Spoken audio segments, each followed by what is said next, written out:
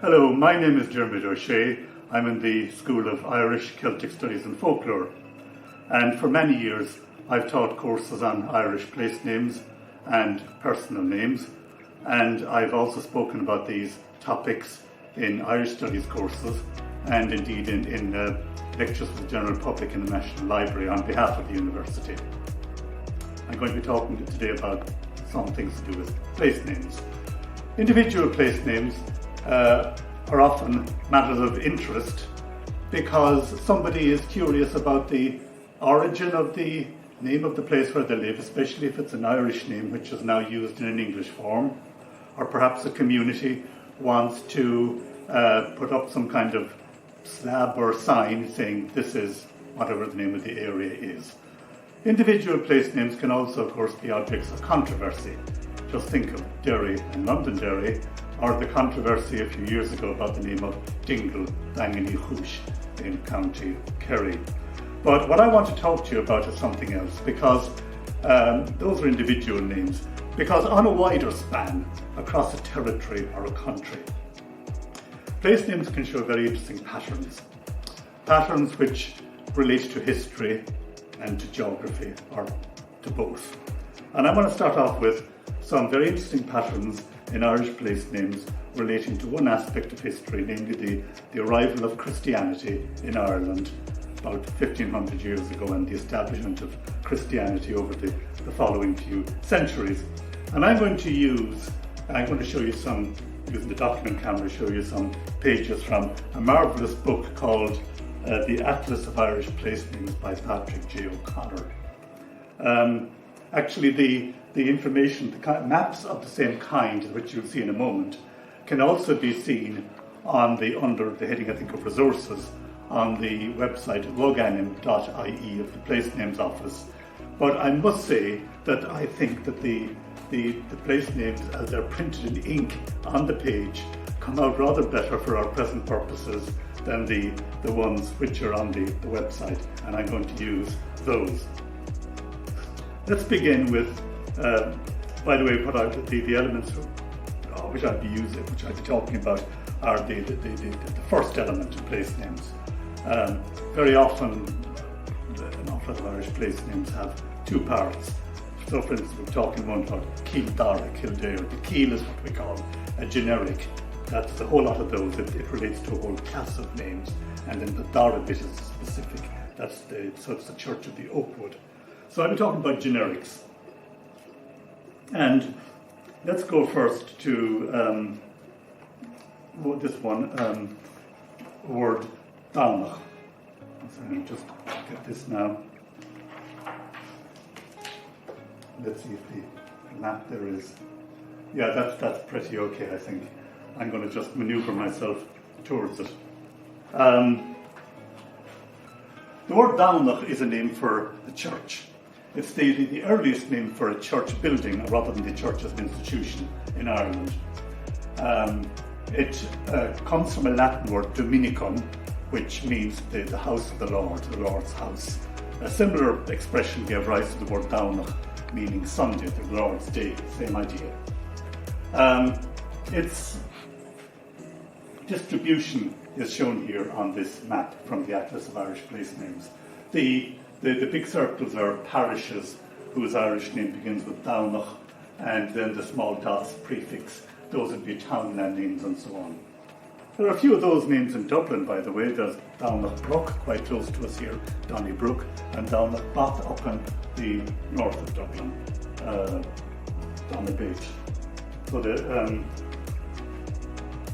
now, I want to say a few things about the distribution that we see here.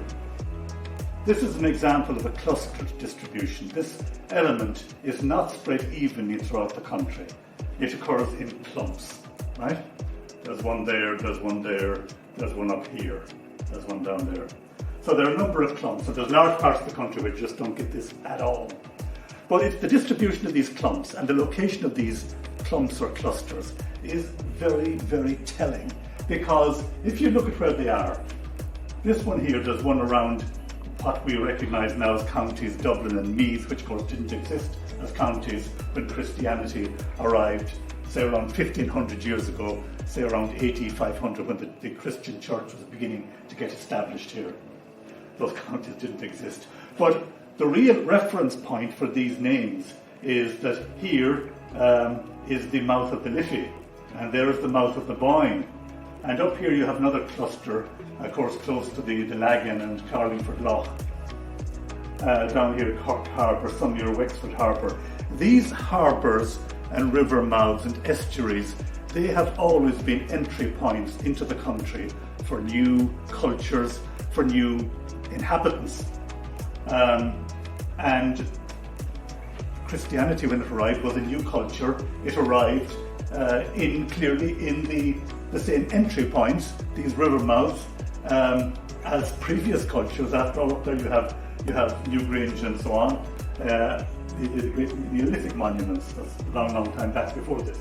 So looking at these again, you have a cluster there around the Liffey and the Boyne. Up here you have one in South Ulster. The South Ulster one is very interesting because it corresponds to what is very definitely the area where Patricius, the British missionary Bishop Patricius, St. Patrick, worked. Subsequent tradition has him, of course, going all over the country, except to my own county of Kerry. For some reason, he didn't get that far according to tradition. But we know that his mission was very heavily centred up there. And again, not surprising, you have these names turning up there, Cork Harbour near Wexford as well. There's a cluster here in the middle, the South Midlands, and I think that the probable explanation about that is, well, possibly proximity to the Shannon, but more likely, I would say, the Suir and the Nore rivers, early missionaries going up those rivers. They would, of course, have had to establish some kind of contact, first of all, with local chieftains, because there was no kind of rule of law or safety in those days unless you had somebody to protect you. What this map does is it's a freeze frame of the earliest phase of Christian activity on the island about 1500 years ago. It's frozen, fossilized in time by the fact that it records for us the use of this long discontinued word Downach for a church building. So what this does, I said, this freezes a historical phase of culture in the country. I think myself that there's a beauty about this map. I can't describe it any other way. It's quite striking what it does. Now, that, as I said, is around AD 500, around 1500 years ago, when Christianity was beginning to get established. And of course, the places where it is well established are, as I said, the traditional entry points of the country, near the east and south coasts, near the river mouths, and to some extent near navigable rivers. Now, what I'm going to suggest now is that we go forward a few centuries. Let's go forward from 500 to 800 to what the historians call early Christian Ireland, when the country where Christianity has become pervasive, and the church and its buildings are more or less everywhere. By this stage, the word Downloch was no longer being used, and the word which is typically being used for a church building was the word Keil, C-I-L-L, Keil. Originally it meant a monastic church, and of course the church at that time was very heavily monastic influenced. Now these are parishes called Keil, and we'll come on to some other ones in a moment. But what you see here already is you're getting a fairly an almost random distribution. The name is, apart from a certain weakness up there in Ulster, it's just very widely spread. Now, of course, no place name is going to ever be distributed in any mathematical sense of randomness.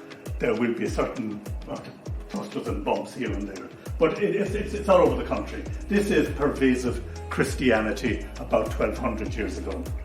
If we go on to another map here in this book, the next one following it,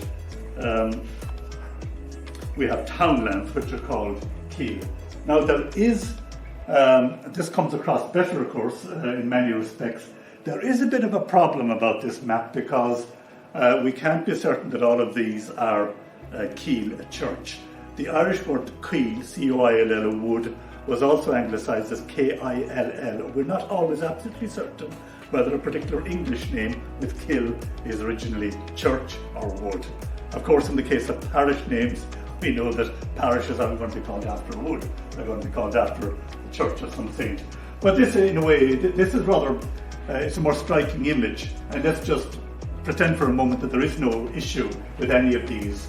Probably an awful lot of them are, in fact, probably most of them are key churches. You have this kind of, as I said, fairly random distribution. I just want to comment, you see it also in the previous map, the one which is definitely the Keele church. You see it there as well. But it's rather more striking here because of the black dots. And it is this, that there are blank spots. You see that Donegal, the west coast of Connacht, and places like this and this and this. In fact, the reason why those are blank is because they were not, thoroughly inhabited areas, a place where very few people lived. The west coast of Ireland, the west coast of Connacht and Donegal, had a very sparse population until relatively recent centuries. It was the population increase before the famine which drove people to those areas.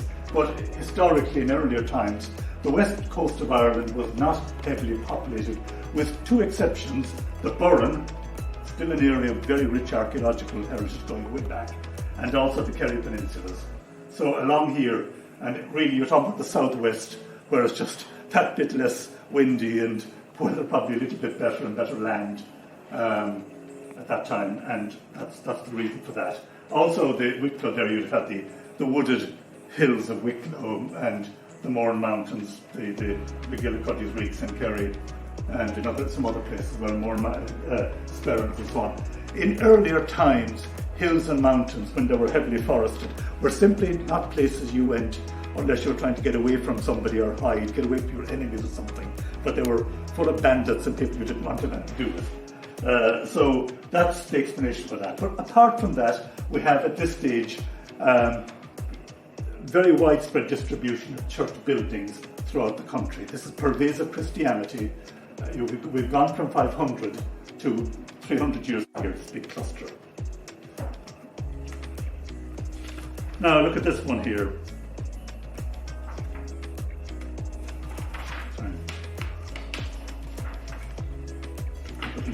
Yeah. Now this is rather more striking, and we're getting close to what I want to say to you. This is a word called, it's a word for a kind of a smooth-topped hill, a low hill. But you can see there are very striking clustering in this particular area. Again, South Ulster, roughly. South Ulster North, what's now North Leinster, the adjoining parts of Connacht. Right? Let's just move on. Look at a few more. There aren't as many examples of this word Mullach, I would say. Mullach. It's a summit, the top of the hilltop. But again, this is like these other words, you get it in all counties, but there's an awful lot of them there, right? Same place, South Ulster and adjoining areas.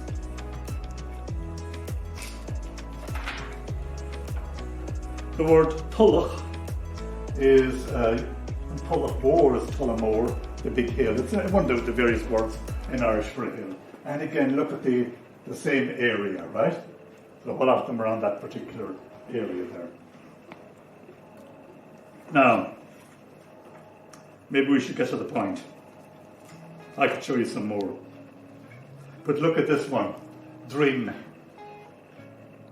Drin is a ridge. It's the word said for a back of a person or animal as well, but in geographical terms and place names, it means a ridge. Now, you get it in lots of places. It's all over the country. There's quite a few of them in Munster there. But look at this big clump here, again, this big cluster in South Ulster. And of course, what we have there, what we're looking at, is the geographical region called the Drumlin Belt. And the drumlins are these low, rounded hills. They're of glacial origin. There are a whole lot of them. It's a most distinctive landscape, especially the western part of the Drumlin Belt there around Cavan and so on. I've driven through it, and you have these hills, and often wet ground between them, little ponds and small lakes. This is historically the geographical boundary between Ulster and the rest of the island. It was impassable for English armies in the time of Elizabeth I. It has always been, people keep talking about the border and border security. It is one of the most insecure landscapes you can imagine because of geography. It's, as been pointed out, it's an area of narrow horizons, of close-knit communities, with a very distinctive naming culture. And that's what we're seeing here, that this hilly area has a very huge number of its townlands. Most of its townlands, I reckon, must be called hill of some kind, called after one of the words for a hill. And this is a most interesting geographical pattern. There's rather more of it. I'm just showing you some of the more striking ones. So this is a pattern which has geographical significance, and it relates to a particular, well-defined geographical region. As I said, this physical boundary between Ulster and the rest of the country. The English word drumlin, D-R-U-M-L-I-N, comes from an Irish word drimney, little ridge, little hill. I think it's quite striking, the way this pattern keeps recurring in various place name elements. So those are, we've now looked at two, what I think quite striking patterns, as opposed to individual place names, which we can see in Irish place names, which are very well illustrated in that book, The Atlas of Irish Place Names. One of them is historical, relating to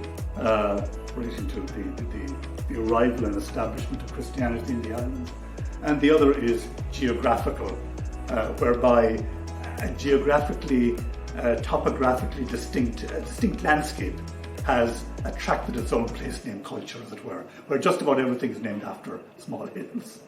So thank you, and this is just a small idea, it gives you a very small idea of the wealth of information about history and culture and geography, which is to be found in our place names. Thank you very much.